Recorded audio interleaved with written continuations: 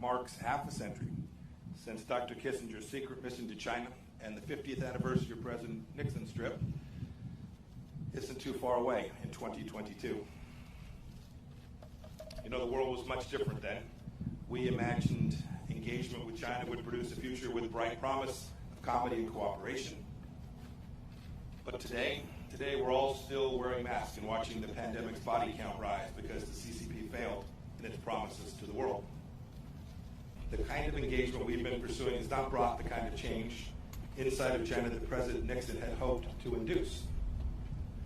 The truth is that our policies and those of other free nations resurrected China's failing economy only to see Beijing bite the international hands that were feeding it.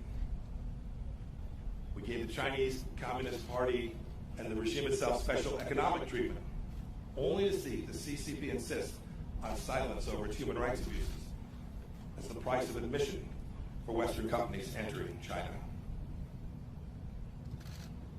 Ambassador Bryan ticked off a few examples just the other day. Marriott, American Airlines, Delta, United all removed references to Taiwan from their corporate websites so as not to anger Beijing. And Hollywood, not too far from here, the epicenter of American creative freedom and self-appointed arbiters of social justice, self-censors even the most mildly unfavorable reference to China. This corporate acquiescence to the CCP happens all over the world too. We're reading every morning new headlines of repression in Hong Kong and in Xinjiang. We're seeing staggering statistics of Chinese trade abuses that cost American jobs and strike enormous blows to the economies all across America, including here in Southern California. That if we want to have a free 21st century and not the Chinese century of which Xi Jinping dreams, the old paradigm of blinding with China simply won't get it done. We must not continue it, and we must not return to it. As President Trump has made very clear, we need a strategy that protects the American economy and indeed our way of life. The free world must triumph over this new tyranny. We must start by changing how our people and our partners perceive the Chinese Communist Party. We have to tell the truth. We can't treat this incarnation of China as a normal country just like any other. We know trading with China is not like trading with a normal law-abiding nation. Beijing threatens international agreements treats international suggestions agreements as suggestions, as conduits for global dominance. We know too that business with a CCP-backed company is not the same as doing business with, say, a Canadian company. They don't answer to independent boards, and many of them are state-sponsored and so have no need to pursue profits. A good example is Huawei. We stopped pretending Huawei is an innocent telecommunications company just showing up to make sure you can talk to your friends.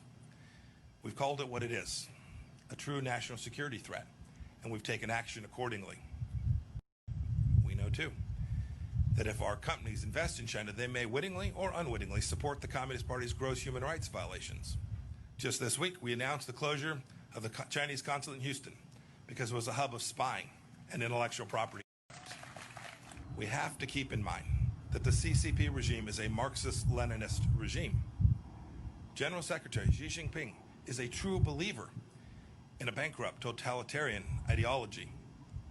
It's this ideology that informs his decades-long desire for global hegemony of Chinese communism. America can no longer ignore the fundamental political and ideological differences between countries, just as the CCP has never ignored them. My experience in the House Intelligence Committee, and then as director of the Central Intelligence Agency, and my now 2+ years as America's Secretary of State have led me to a central understanding that the only way to truly change communist China is to act not on the basis of what Chinese leaders say, but how they behave.